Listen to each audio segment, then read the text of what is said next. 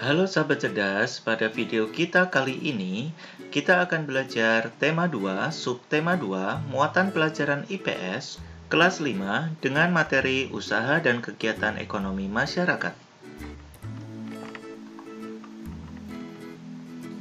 Usaha ekonomi masyarakat dikelompokkan menjadi dua. Yang pertama, usaha perseorangan, dan yang kedua, usaha kelompok atau bersama.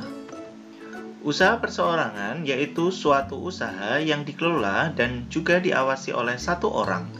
Jenis usaha perseorangan biasanya dapat berskala besar dan skala kecil. Ciri-ciri usaha perseorangan adalah modal cenderung sedikit, teknologi sederhana, jumlah pekerja dan produksi terbatas. Sedangkan usaha kelompok atau bersama adalah usaha yang dijalankan oleh beberapa orang atau secara bersama-sama. Ciri-ciri usaha kelompok adalah modal, pengelolaan, dan keuntungan dikelola bersama. Jenis usaha perseorangan. Yang pertama, usaha pertanian. Usaha berkaitan pengolahan lahan untuk bercocok tanam tanaman musiman. Ciri-cirinya: 1. Biasanya berada di pedesaan. 2. Membutuhkan lahan tidak terlalu luas. 3. Untuk menghasilkan bahan pangan. Yang kedua, usaha perdagangan, yaitu usaha yang berkaitan dengan kegiatan jual beli. Ciri-cirinya: 1. Terjadi perpindahan hak milik. 2. Ada penjual, pembeli, dan barang yang diperjualbelikan. 3. Memerlukan alat transaksi berupa uang. Yang ketiga, usaha jasa, yaitu usaha dengan menawarkan pelayanan maupun jasa. Ciri-cirinya: 1. Tidak menghasilkan barang akan tetapi berupa jasa atau pelayanan.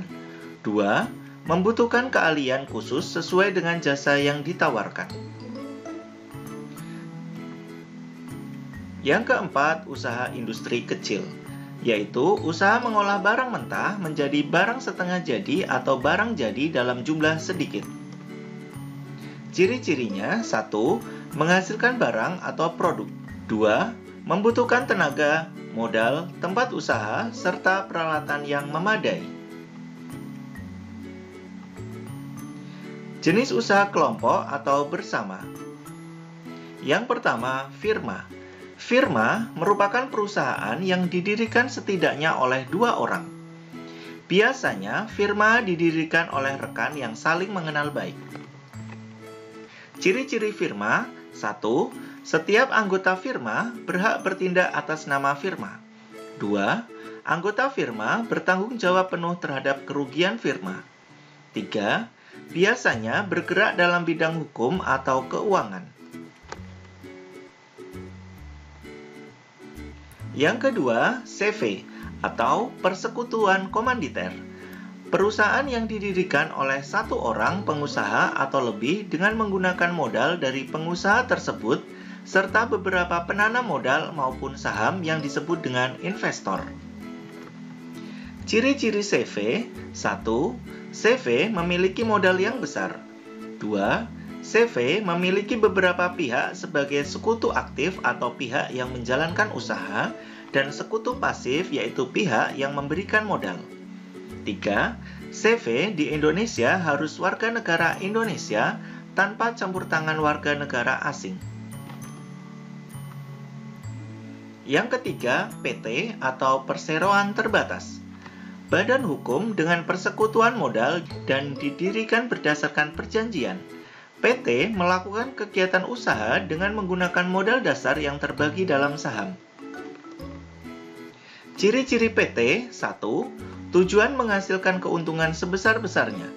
2. Modal PT berasal dari saham dan obligasi atau surat hutang.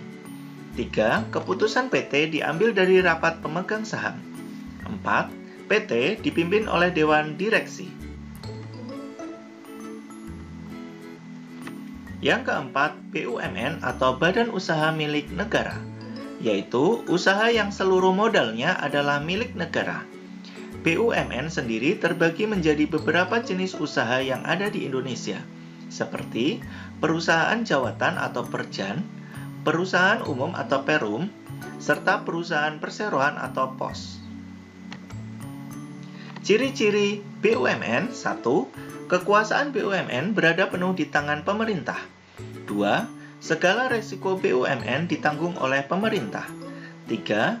BUMN merupakan salah satu pemasukan untuk negara. 4. Saham BUMN dapat dimiliki oleh masyarakat.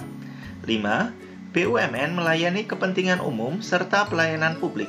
BUMN yang ada di Indonesia antara lain Pegadaian, RNI, Kereta Api, Pertamina, Telkom Indonesia, Bank BNI, Perhutani, Garuda Indonesia, IPC, serta masih banyak lainnya. Yang kelima, koperasi, yaitu badan usaha yang dengan sengaja dibangun agar dapat memakmurkan serta membantu anggota koperasi. Koperasi umumnya berasaskan pada asas kekeluargaan. Ciri-ciri koperasi: 1. Keanggotaan koperasi bersifat sukarela. 2. Kerugian koperasi ditanggung oleh seluruh anggota koperasi. 3. Modalnya berasal dari simpanan anggota. 4. Bertujuan menyejahterakan anggotanya. 5. Pembagian SHU atau sisa hasil usaha berdasarkan besarnya simpanan. Menurut jenis usahanya, koperasi terdiri dari beberapa jenis. Koperasi konsumsi, koperasi serba usaha, koperasi produsen atau koperasi produksi, koperasi simpan pinjam, dan koperasi jasa. Kegiatan ekonomi masyarakat. Kegiatan ekonomi masyarakat dibagi menjadi 3, yaitu produksi, distribusi, dan konsumsi. Produksi adalah kegiatan menghasilkan barang atau jasa. Pelaku produksi disebut produsen. Contohnya, 1. Petani mengolah sawah. 2. Pabrik garmen membuat baju. 3. Pengusaha kue membuat kue. 4. Pengusaha mebel menghasilkan kerajinan mebel. 5. Nelayan menangkap ikan. Distribusi adalah kegiatan menyalurkan barang atau jasa. Pelaku distribusi disebut distributor. Contohnya, 1. Kurir mengantarkan barang. 2. Agen LPG memasarkan LPG. 3. Pedagang menjual dagangan. 4. Penjual pulsa dan kuota internet. Konsumsi adalah kegiatan menggunakan, menghabiskan, atau memakai barang atau jasa. Pelaku konsumsi disebut konsumen. Contohnya, 1. Membeli makanan. 2. Memakai sepatu. 3. Memakan makanan. 4. Menggunakan panci untuk memasak. Demikian video pembelajaran kita kali ini. Semoga bermanfaat. Sekian dan terima kasih.